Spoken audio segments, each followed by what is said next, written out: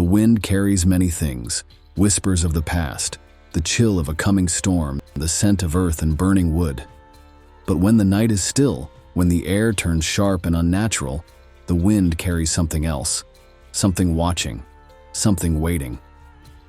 There are places where the air never sits right, where the gusts twist in ways they shouldn't, where silence falls too suddenly. The old stories warn of such nights, when dogs refuse to bark, when shadows stretch too long, and when the wind rattles windows but the trees stand still. People disappear on nights like these, though not always with a struggle. Sometimes they're just gone. A name no one quite remembers, just a face that fades from memory. This is the story of the Sluagh, the spirits that were rejected from heaven and hell. The Sluagh, known in Irish and Scottish lore as the host of the unforgiven dead, were not always phantoms. They were once men and women, flesh and blood, bound to the same world as those who now fear their name. But something set them apart, something so terrible that even death could not absolve them. Unlike those who found peace in the other world, or who remained as harmless spirits lingering in quiet corners of the land, the Sluagh were rejected by every realm. They were too corrupted, too twisted by their own deeds to pass into any afterlife, be it heaven, hell, or the other world. The Irish have always believed that the soul has a journey to make after death. The righteous, the beloved, and the remembered move on, guided by spirits of light carried to their resting place with prayers and offerings. But what happens to those who are abandoned in death? What becomes of those whose names are spoken with hatred, whose bodies are left unburied, whose final moments are filled with despair rather than peace? Some say the Sluagh were once wicked souls, oathbreakers, betrayers, the cruel-hearted who preyed upon their own families. Others whisper that they were not evil, but merely forgotten. Those who died without funeral rites, those whose bodies were lost to the sea, those whose spirits had no place to go. And perhaps the most unsettling belief of all, some claim that one does not have to be truly wicked to become one of them. It is not only a matter of guilt, but of abandonment. To be unloved, unburied, and unwelcome is enough to make the soul fester. Whatever the truth, they did not become ghosts in the usual sense. They did not haunt their old homes, nor did they linger by their graves mourning what they had lost. No, the Sluagh became something far worse. Their transformation did not come with gentle whispers or the slow fading of a soul slipping away. It came with wind, a foul, biting wind that carried screams instead of rain, a force that ripped their humanity from them like leaves torn from a dying tree. It is said that those who become Sluagh do not go willingly. At first, they fight. They call out for their loved ones. They reach toward the light of the living world, desperate to claw their way back. But resistance is futile.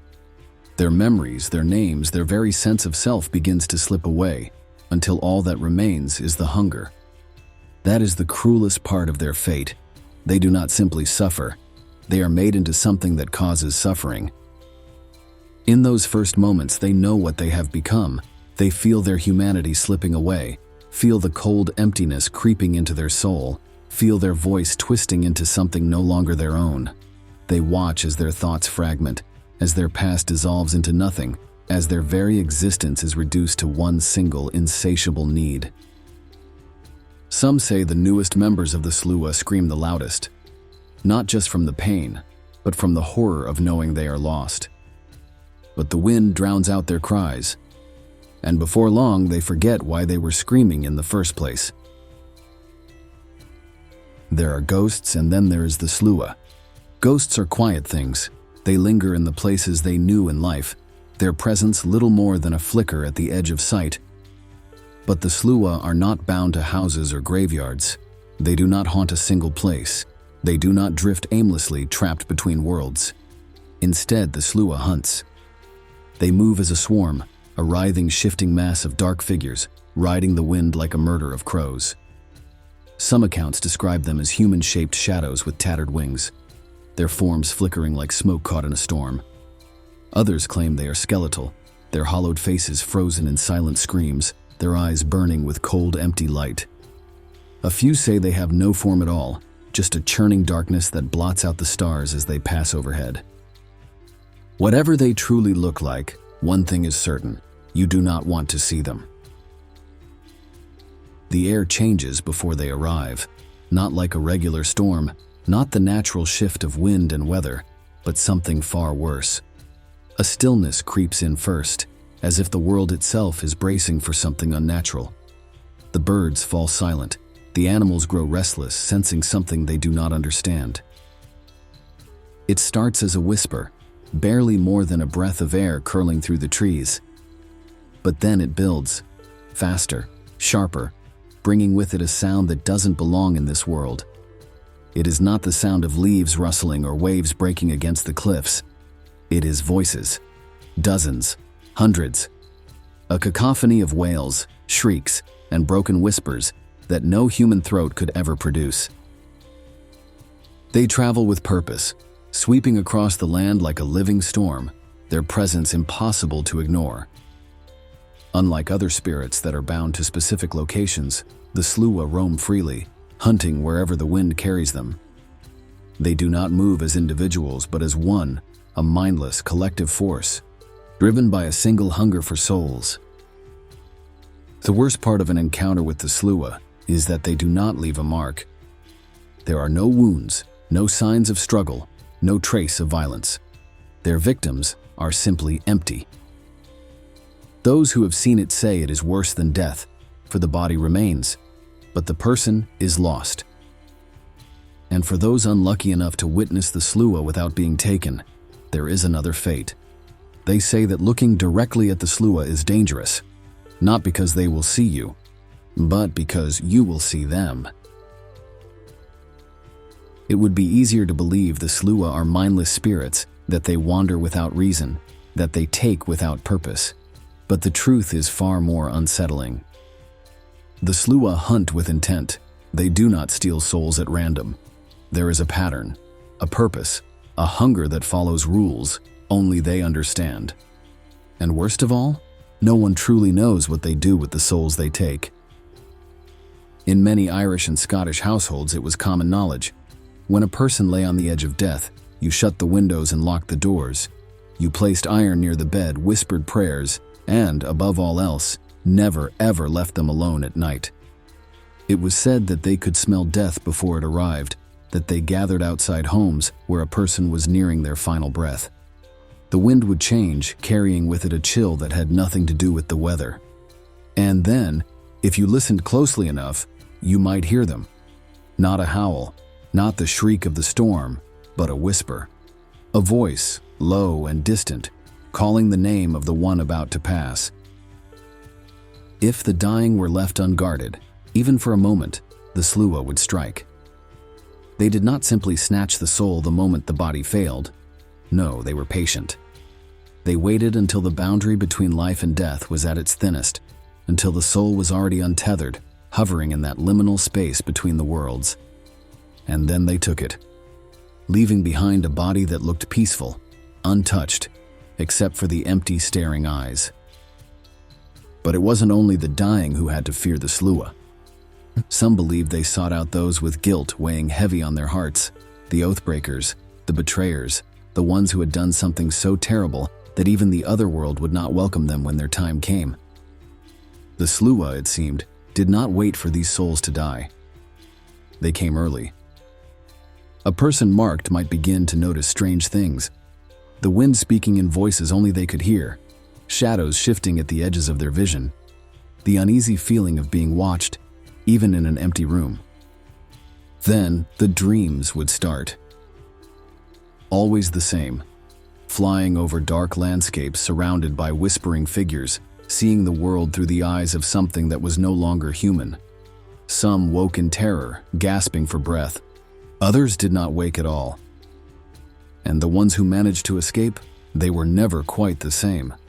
Some went mad, unable to silence the voices in their heads. Some became hollow versions of themselves, like something had been carved out from inside them. And some, perhaps the luckiest, simply disappeared one night, taken into the wind, their names never spoken again. Then there were places in Ireland and Scotland where people simply did not go after dark. Wide open fields, lonely hilltops, desolate beaches where the wind howled too loudly, carrying voices that should not have been there. This was because the Sluagh did not just come for those already near death. They hunted those who strayed too far from safety. Travelers who walked alone on moonless nights, shepherds who wandered into the mist and lost their way, fishermen who set sail before dawn, only for their boats to return empty, the deck wet with something other than seawater. Even in broad daylight, certain places were dangerous. There were stories of children who strayed from the village to chase a bird, only to be found hours later, staring into the sky, silent, unable to explain where they had been. There were tales of young men who went to fetch water from the well and came back different, their voices hollow, their eyes dark and distant, like something had followed them home. And there were those who simply never came back at all. The Sluagh do not simply exist, they dominate. They are not passive spirits lurking in forgotten places, waiting for the living to stumble upon them. They move, they hunt, and they command the air itself. Their very presence twists the natural world, bending reality in ways that leave the living unnerved, helpless, and ultimately doomed. Their abilities are not bound by the laws that govern ordinary ghosts or fae. The Sluagh are a force unto themselves, and wherever they pass, the world is left colder, emptier, and more lifeless than before. These are not merely spirits, they are predators. The most striking and most feared aspect of the Sluagh is their movement. Unlike ghosts that drift aimlessly or appear suddenly, the Sluagh arrive in a great writhing mass, sweeping through the sky like a flock of monstrous birds. But regardless of how they appear, one thing remains the same. The Sluagh never come alone. They move as one, they descend as one, and they devour as one. Wherever they pass, the wind changes. It grows sharp and bitter even in the heart of summer. It moves in ways that defy nature, twisting back on itself, circling a house like a living thing, cutting through locked doors as if they weren't there at all. Some say that when the Sluagh are near, the air itself refuses to move, leaving an eerie, suffocating stillness in its place. Birds fall silent, dogs refuse to bark, and the trees stop swaying, as if the world was holding its breath. And then, when the stillness becomes unbearable, the wind rushes back all at once. A howling, screaming gust that carries voices with it, voices that have no source, voices that whisper names best left forgotten. Those who recognize this moment know better than to linger, because by the time they notice, it's already too late. Hey everyone, just a quick intermission here. I wanted to say thank you for watching this video. It really means a lot to me. Did you know that over 80% of you who are watching right now aren't subscribed to the channel? If you've enjoyed this content so far, it would be incredible if you could hit that subscribe button. It's a small gesture, but it really helps the channel grow and ensures that you won't miss any more of our fascinating stories we explore together. Also, if you're feeling generous, please give this video a thumbs up, leave a comment, and share with anyone else who may enjoy it. Your support really does make a difference and keeps the content coming. Thanks again, and let's get back to the story. Of all their abilities, the extraction of the soul is the most terrifying. The Sluagh do not kill in the way humans understand death. They do not leave behind broken bodies or pools of blood. They do not need to. They take something far more valuable. When the Sluagh set their sights on a victim, they do not attack with claws or teeth. Instead, they reach into the very core of a person and pull out their very essence. The body remains untouched, the breath still lingers in the lungs, but the soul is gone, ripped from its shell. Some say the soul is devoured instantly, erased from existence with nothing left behind but a vacant stare. Others believe it is carried away, dragged into the sky to be absorbed, where it is forced to join the eternal hunt. Either way, the result is the same: a body without a soul, a husk with no light left in its eyes, a fate worse than death. In addition, the Sluagh do not need to be seen to be feared. They can speak without voices, call without tongues. Their whispers travel through the wind, slipping through cracks in doors, drifting beneath the eaves of houses, curling around the ears of those unlucky enough to hear them. The words they speak are different for each victim. For the dying, they whisper comfort, urging them to let go, to surrender, to step willingly into the grasp of the Sluagh. For the guilty, they whisper memories, reminding them of the sins they cannot escape, the faces of those they have wronged, the voices of those who have cursed their name. For the lost, they whisper lies, promising warmth, safety, or the voices of loved ones calling from the darkness. And for the rest, they whisper nothing at all, just a sound, low and distant, an indistinct hum that makes the hair on the back of the neck stand on end, that leaves even the bravest men turning their faces away from the wind. Because once you have heard the whispers of the Sluagh, you are no longer safe. The Sluagh cannot be reasoned with, but there are those who believe they can keep these monsters at bay. The old ways, passed down through generations, are not mere superstitions, they are survival tactics. Because when the wind howls in the dead of night, when the whispers curl beneath your door, when the air turns bitter and still, there is no room for doubt. The Sluagh are near. And if you are not prepared, they will take you. As we mentioned before, one of the oldest and most well-known protections against the Sluagh is never leaving windows open at night, especially in the rooms of the sick or the dying. They targeted the weak, those whose spirits were already preparing to leave their bodies. The moment of death was when a soul was most vulnerable, and if a window was left open, even a crack, the Sluagh could slip inside and snatch it away before it had the chance to move on. In old Irish households, when a loved one was near death, family members would rush to seal every opening, ensuring that no gust of wind could enter unbidden. If a window was left open, there would be no peaceful passing. Just an empty body, eyes frozen in terror with nothing left inside. Another practice, particularly among families living near the western coasts, was to turn the bed of the dying away from the west. The Sluagh were said to come from the western sky, carried on the winds that swept in from the sea. This direction was one of the other world, of the unknown, of things best left undisturbed. By positioning the bed so that the dying person's feet pointed east, families believed they could stop the Sluagh from entering. This was more than just a precaution, it was an act of defiance, a declaration that the soul inside that body was not theirs to take. But those who forgot this step, who allowed their loved ones to face the west as they took their final breath, would sometimes wake to an empty shell. Iron has long been known to hold power over supernatural beings, and the Sluagh are no exception. It was common practice to keep a piece of iron near one's bed, whether it was a nail, a coin, or an old horseshoe, believing that it could ward off unwanted spirits. Some even placed iron bars across windows or kept iron keys beneath their pillows, hoping the presence of the metal would disrupt the Sluagh's ability to take their souls. There are even stories of people who, in moments of desperation, threw iron objects into the wind when they felt the presence of the Sluagh closing in.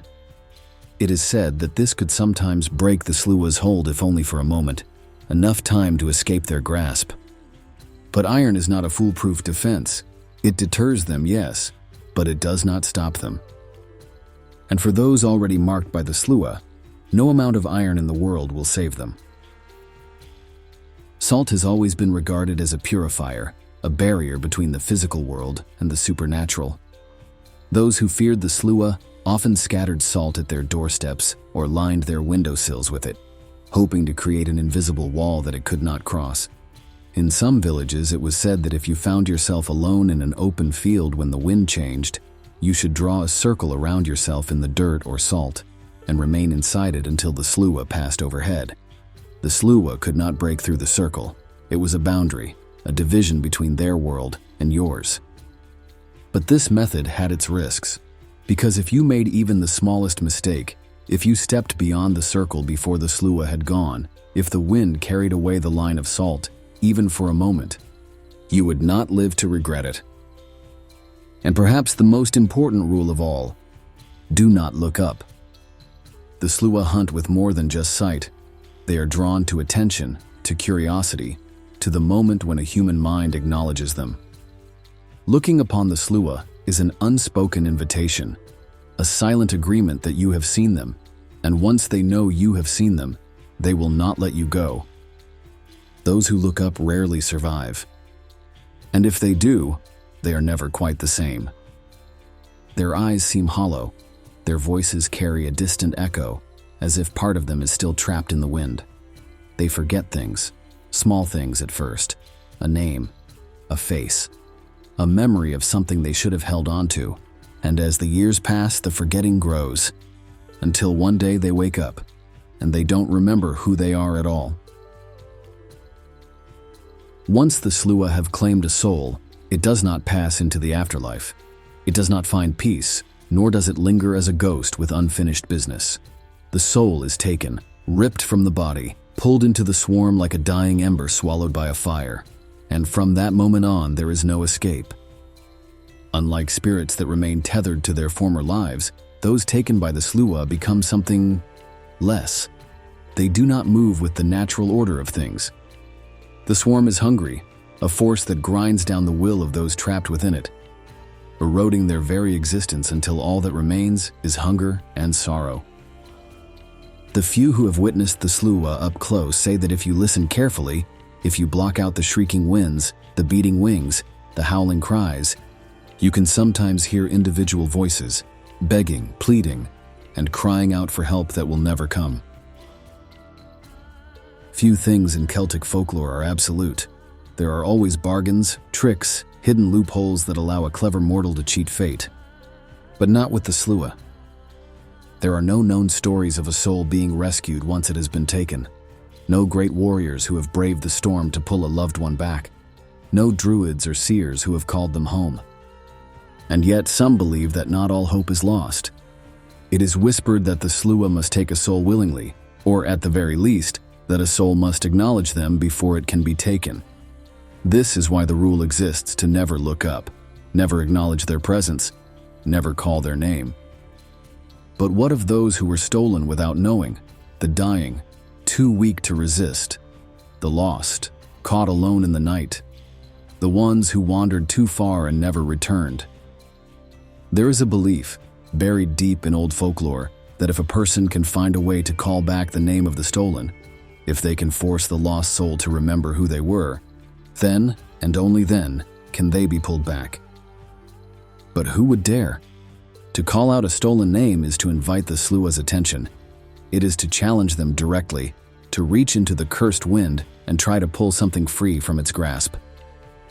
And even if one succeeded, even if they somehow managed to wrench a soul from the Sluagh's grasp, would it still be human?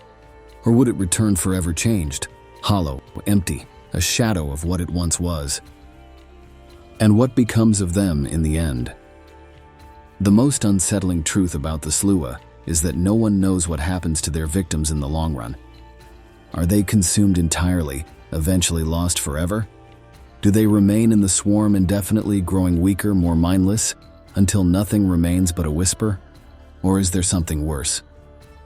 Some myths suggest that the Sluagh serve a greater force, something older than the gods, something that feeds on stolen souls, that they are merely collectors, gathering what belongs to something else. But if that is true, then what is waiting for those trapped within the wind? And is there any escape? The truth is that to many of these questions we simply don't know the answer. But what we do know is that those they take disappear from history. Their names are forgotten, their faces erased from dreams, their existence reduced to nothing more than a whisper on the wind. They are neither alive nor dead, they are simply gone. And the world moves on as if they were never there at all.